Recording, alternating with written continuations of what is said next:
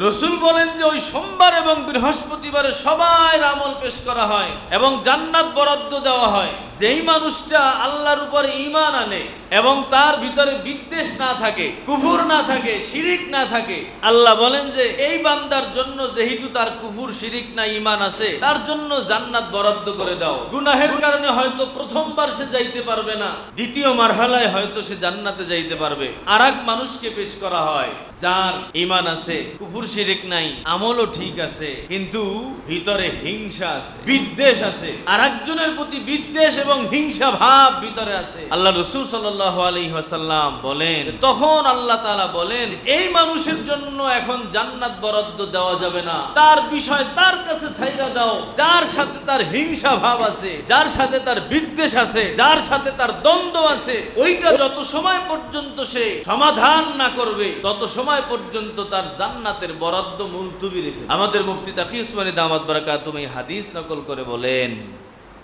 তাহলে বোঝা গেল যে আরেক ভাইয়ের সাথে যদি আমার বিদ্বেষ থাকে, তার সাথে যদি আমার ঝগড়া লেগে থাকে বছরকে বছর, আমি তার কাছে যাই না, সে আমার কাছে আসে না, হিংসা ভাব ভিতরে তৈরি হয়ে আছে।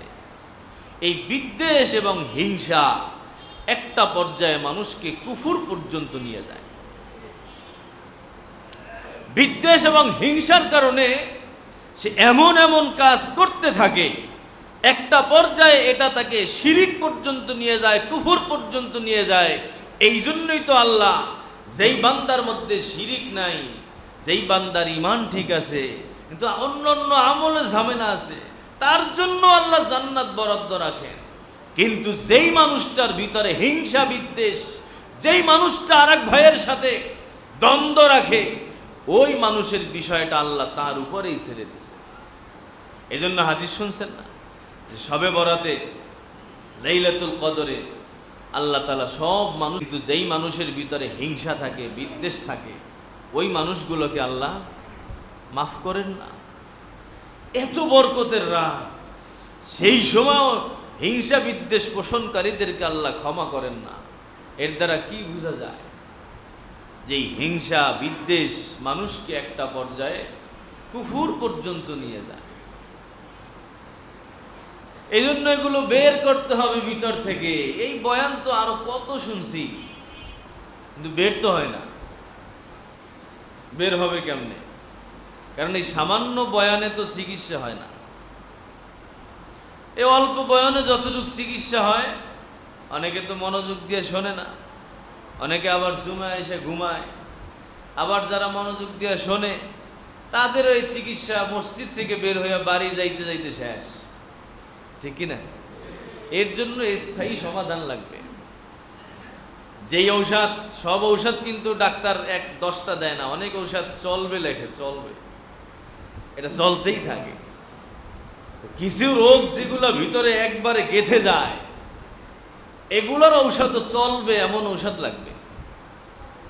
এই চলবে ঔষধ যদি আমরা খাইতে যাই, আল্লাহ ওয়ালাদের সোহবত ছাড়া এর কোনো চলবে ঔষধ কোথাও নাই। কারণ সপ্তাহে একদিন, গত সপ্তাহে কি আলোচনা হয়েছে তাই তো আমাদের মনে নেই। এই সপ্তাহে একদিন কথা শুনি না, মসজিদে আইসা যতটুক চার্জ হয় অল্প টাইমে শেষ হয়ে যায়, শেষ হয়ে যায়। এই জন্য এই সমাধান যদি আমরা চাই, তাহলে সোহবত ছাড়া উপায় নাই। সাহাবায়ে কেরামের দিল এত শক্তিশালী কেমনে হয়েছে? কারণ তারা এই যে আখলাকওয়ালা নবীর সোহবত হয়েছে। এই নবীর সোহবতেই তাদেরকে সাহাবী বলা হয়। আরে সাহাবী তো আসছেই সোহবত থেকে, একই মাদ্দা, একই মূল অক্ষর, রাসূলের বন্ধু, সহচর্য। এটা ছাড়া আমাদের এই স্থায়ী সমাধান কোনোভাবেই সম্ভব না। এবং দেখেন, ওই যে সাহাবীর এক ঘটনা শুনেছি, রাসূল তাকে বলতেছেন যে এই যে জান্নাতি সাহাবী যায়, ওই সাহাবীর আমল আর এক সাহাবী পেছনে পেছনে বাড়ি পর্যন্ত গেছেন, গিয়ে দেখে কিছুই তো নাই, একই তো আমল, আমি যা করি সে তাই করে। রাসূল তাকে জান্নাতি ঘোষণা কেন দিল? জিজ্ঞাসা করছে, বলে ভাই আমল তো একই, বাকি রাত্রে ঘুমানোর আগে একটা আমল করি, সেটা হলো অন্তরকে পরিষ্কার করে ঘুমায়। আমি যাকে কষ্ট দিয়ে থাকি তার কাছ থেকে তো মাপ চাই। কেউ যদি আমাকে কষ্ট দেয় এমনি মাফ করে দিই। আমার অন্তরে কোনো হিংসা বিদ্বেষ কিছু নিয়ে আমি রাত্রে ঘুমাই না। কঠিন জিনিস না? একজনে আপনাকে কত বড় অপমান করছে, কত বড় ক্ষতি করছে, সে মাফও চায় নাই, এমনি এমনি আপনি তাকে মাফ করে দিচ্ছেন। অনেক কঠিন, এটা পারা যায় না। এই কঠিন কাজ সাহাবী দৈনিক রাত্রে ঘুমানোর আগে করছে। এই এক আমলের কারণে আল্লাহ রসুল তাকে জান্নাতি ঘোষণা দিয়ে দিচ্ছেন যে এই যে আমার জান্নাতি সাহাবী যাইতেছে। তা আমরাও যদি এই আমলগুলো এমন করি, আমরাও তো কি জান্নাতি পাবো ইনশাআল্লাহ। এই জন্য এর পিছনে মেহনত করা লাগে। ভিতর থেকে ঝগড়া দ্বন্দ্ব মানুষের সব ধ্বংস করে দেয়। আর এক আল্লাহওয়ালার ঘটনা লাগছে জুলফিকারের মধ্যে। এক আল্লাহওয়ালা রাস্তা দিয়ে যাইতেছে, যাওয়ার পথে বৃষ্টি কাদা রাস্তায়, স্বামী স্ত্রী যাইতেছে। ওই আল্লাহওয়ালার পায়ের থেকে একটু ময়লার ছিটা তার বিবির গায়ে লাগছে। তো ওই বেচারা স্বামী তো পুরা রাগে ভায়ার যে আমার বিবির গায়ে তুমি ময়লার ছিটা দিলে কেন? গিয়া মারছে একটা জোরে কষায়া থাপ্পড়। আল্লাহওয়ালা থাপ্পড় খাইছে, সে তো ইচ্ছায় ময়লা ছিটায় নাই, বাস সবর করছে। সামনে এক জায়গায় গেছে, যাওয়ার পরে এক বেচারায় কয়, ভাই আমি দুধ বিক্রি করতেছি, আসো, তোমার সাথে আমার প্রথম সাক্ষাৎ হয়েছে, তুমি আমার এক গ্লাস দুধ ফিরি ফিরি খাইয়া যাও। তো গরম এক গ্লাস দুধ ফিরি ফিরি আল্লাহওয়ালারে খাওয়াই দিছে। এই আল্লাহওয়ালা বেচারা বলতেছে যে আল্লাহ তোমার সিস্টেম তো বুঝলাম না, এক জায়গায় গিয়া থাপ্পড় খাওয়াইলা, আবার আর এক দোকানে গিয়া গরম দুধ খাওয়াইলা, বিষয়টা কি? আল্লাহ সব তো আল্লাহর হুকুমই হয়, কি বলেন? আল্লাহর ফয়সালা ছাড়া দুনিয়ার কিছু হয় না। যেই মানুষটা আপনার সাথে দুশ্মনী রাখে সেখানে আল্লাহর ফয়সালা আছে না নাই? সব জায়গায় সব কিছু। এটা মাইনা নিলে আর কোনো ঝামেলা নেই। ওই বেচারা সবর করছেন। তো কিতাবের মধ্যে লেখছে যে এরপরে ওই যে স্বামী আল্লাহওয়ালার মুখের মধ্যে থাপ্পড় মারছিল, বাড়িতে গিয়া সিঁড়ির মধ্যে পা আটকাইয়া এমন ভাবে পড়ছে ওই জায়গায় তার ইন্তেকাল হয়ে গেছে। তো এখন তার বিবি বলতেছে যে উনি তো হয়তো বা ওই যে বুজুর্গের সাথে খারাপ ব্যবহার করছিল, একটা থাপ্পড় দিছে, হয়তো এমন এই জন্য কিছু হয়েছে কিনা। তো তার আত্মীয় স্বজনকে ওখানে পাঠাইছে। ওই আল্লাহওয়ালার কাছে গিয়ে বলতেছে যে হুজুর, আপনার সাথে তো আমাদের অমুক ভাই খারাপ ব্যবহার করছে, এজন্য তো তার এই বিপদ চলে আসছে, আপনি হয়তো কষ্ট পাইছেন। উনি বলতেছেন যে না, আমি কষ্ট পাবো কেন? এটা তো আল্লাহর ফয়সালা ছিল, আমি আল্লাহর ফয়সালা রাজি ছিলাম। হয়তো আল্লাহ এটা পছন্দ করে নাই, সেই জন্য আল্লাহ নিজেই এটার প্রতিশোধ নিয়ে নিছেন। আমার অন্তরে কোনো রাগ বিদ্বেষ কিছু নেই। আপনি যদি মাফ করে দেন, সে যে অন্যায় করছে এটার বিচার আছে না নাই? হয়তো দুনিয়ায় আপনি প্রতিশোধ না নিলে এই প্রতিশোধ আরো কঠিন হবে। আপনি প্রতিশোধ নিয়ে নিলে তো এটা হয়ে গেল শেষ। কিন্তু যদি আপনি আমি না নেই, এই প্রতিশোধ তো আল্লাহ নিবেন, হয়তো দুনিয়ায় না তো আখেরাতে। ঠিক কিনা বলেন? এভাবে আল্লাহ প্রতিশোধ নিয়ে নিছেন। এবং দেখেন এই যে বিদ্বেষ, হিংসা, ঝগড়া, এটার কারণে কত বড় ক্ষতি হয়। আল্লাহ রাসূল সাল্লাল্লাহু আলাইহি ওয়াসাল্লাম বলেন, আলা উখবিরুকুম বিআফযালি মিন দারাজাতিস সিয়াম ওয়াস সালাতি ওয়াস সাদাকা। ক্বালু বালা ইয়া রাসূলুল্লাহ। আল্লাহর রাসূল বলেন, হে আমার সাহাবায়ে কেরাম, আমি কি তোমাদেরকে এমন একটা আমলের কথা বলবো না যেটা নামাজের থেকে উত্তম, রোজা থেকে উত্তম, সদকা থেকে উত্তম? সাহাবায়ে কেরাম বললেন যে হ্যাঁ, অবশ্যই আপনি বলেন। রসুল বলেন, ইসলাহু যাতিল বাইন, দুইজন মানুষের মধ্যে দ্বন্দ্ব আছে, তুমি যদি এটাকে মিটায় দাও, এইটার সমাধান করে দাও, তাহলে একজন মানুষ অনেক নামাজ পড়া যেই সওয়াব পাবে, লক্ষ লক্ষ দান করে যেই সওয়াব পাবে, অনেক নামাজ পড়া রোজা রাইখা যেই সওয়াব পাবে, তুমি তার থেকেও বেশি সওয়াব পাবা। এরপর রাসূল বলেন, ও ফাসাদু জাতিল বাইনি হিয়াল হালিকা, দুইজনের মাঝে যদি দ্বন্দ্ব হয়, এই দ্বন্দ্ব তাকে হলক করে দেয়। মানে হলো, হলক করলে যেমন মাথার মধ্যে একটা চুলও থাকে না, যারা ঝগড়া লাগায়, ঝগড়া করে, তাদের আমল নামায় একটা নেকিও থাকে না। রাসূলের হাদিস, বুঝছেন? তাহলে বোঝা গেল, যেখানে হিংসা, বিদ্বেষ, ঝগড়া, দ্বন্দ্ব, সেখানে কি নাই? নেকি নাই, হজ নাই, নামাজ নাই, রোজা নাই, সব শেষ হয়ে যায়। এজন্য আমরা যদি আমাদের আমলকে রক্ষা করতে চাই, সবর করা ছাড়া, মাফ করে দেওয়া ছাড়া কোনো উপায় নাই। কারণ ঝগড়া লাগবেই যদি কথা বলতে যান। হিংসা বিদ্বেষের চিকিৎসা হলো, যার প্রতি হিংসা লাগে, যে সে আগাই যাইতেছে, আমি পিছিয়ে যাইতেছি, এটা তো হয় না। ওই বেচারার জন্য আল্লাহর কাছে দোয়া করা, যে আল্লাহ তাকে তুমি আরো বাড়াইয়া দাও, আরো বড় বানিয়ে দাও, তার উন্নতি আরো তুমি করে দাও, তার দোকানে আরো বিক্রির ব্যবস্থা করে দাও, তার ব্যবসা আরো ভালো বানিয়ে দাও, তাহলে হিংসা দূরে যাবে। উল্টা একবারে। আর হাকিমুল উম্মাত মুজাদ্দিদুল মিল্লাত শাহ আশরাফ আলী থানভী নওয়ারাল্লাহু মারকাদা বলেন, ঝগড়া লাগার চিকিৎসা হলো দুইটা।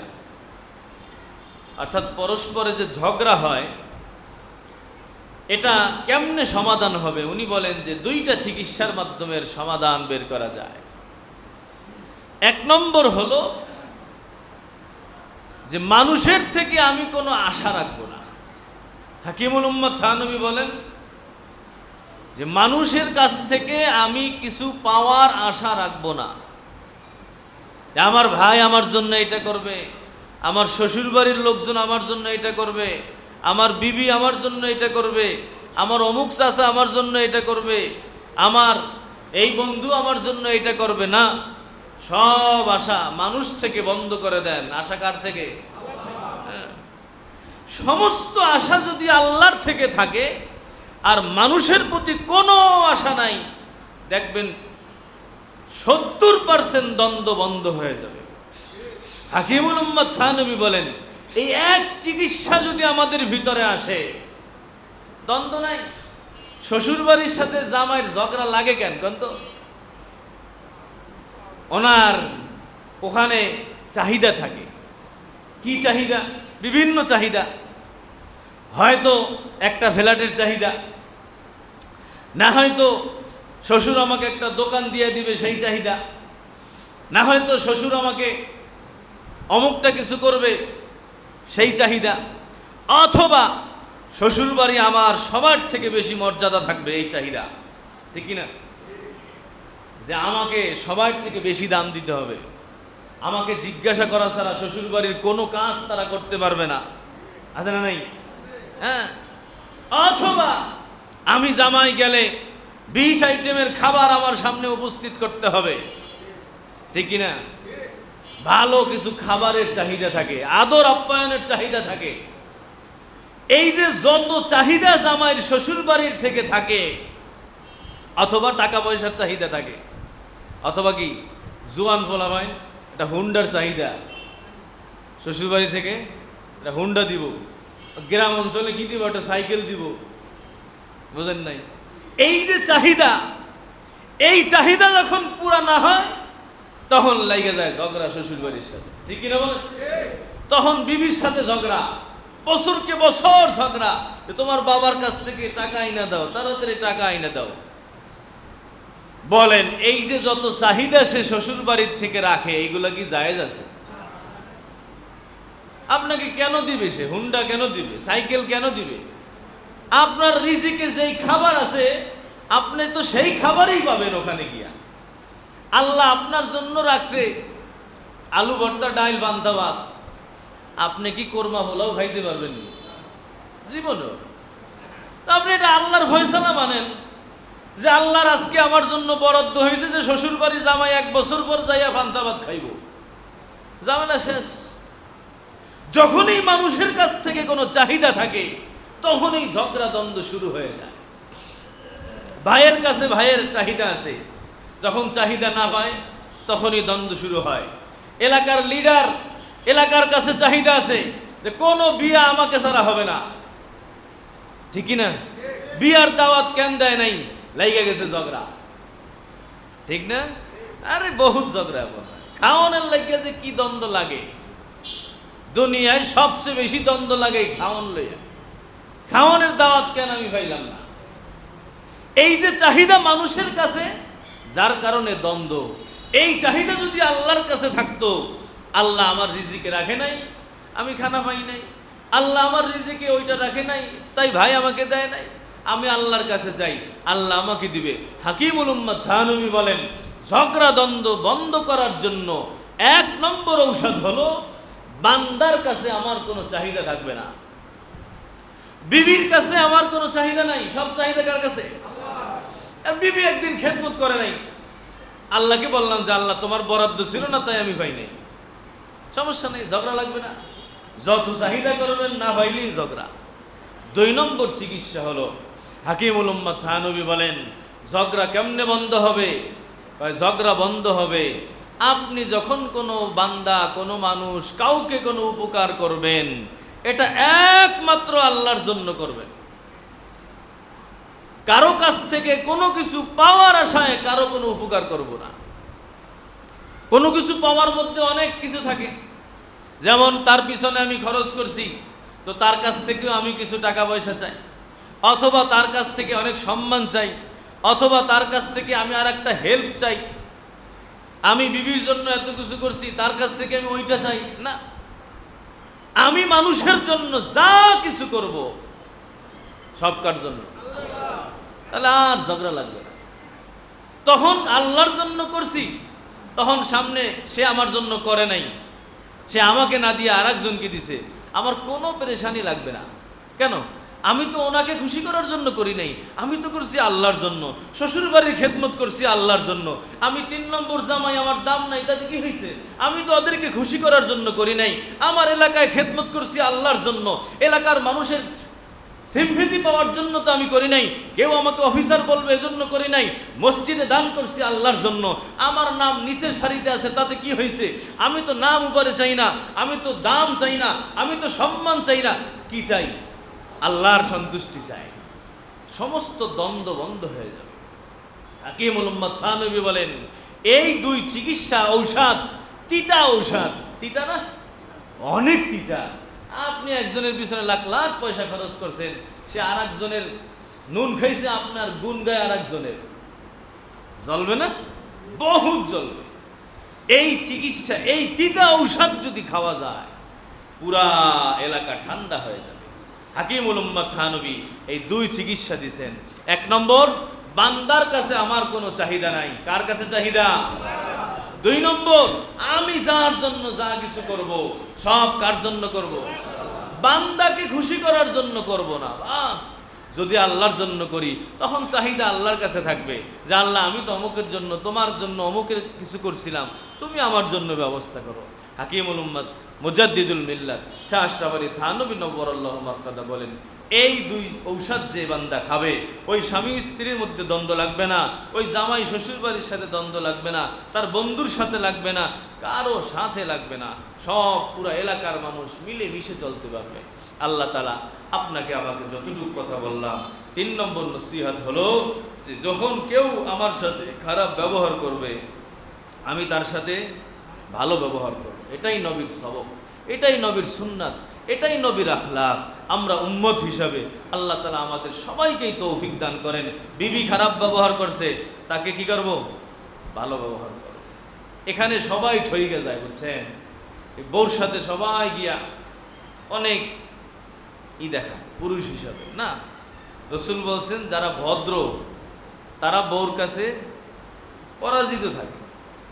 এটাই দেখছি আমরা, ভদ্র মানুষ বসাতে পারে না। এখানে 2টা মানুষ বছরকে বছর একসাথে থাকে, দ্বন্দ্ব লাইগেই যায়। এখানে সবর করা ছাড়া, ছাড় দেওয়া ছাড়া সম্ভব না, সম্ভব না। অন্য মানুষের সাথে যেমন আখলাক দেখাইতে হবে, ঘরে আরো কি বেশি আখলাক দেখাইতে হবে, বেশি আখলাক দেখাইতে হবে। বাকি এটার অর্থ এটা না যে সে অন্যায় বলল আমি অন্যায় কাজ করে ফেললাম, এর অর্থ কি না, এটা না। আল্লাহ তাআলা আপনাকে আমাকে সকলকে পরিপূর্ণ আখলাকে হাসানা, রাসূলের যে সুন্নাত আমাদের মধ্যে ধারণ করার তৌফিক নসিব করেন। ওয়া আখিরু দাওয়ানা।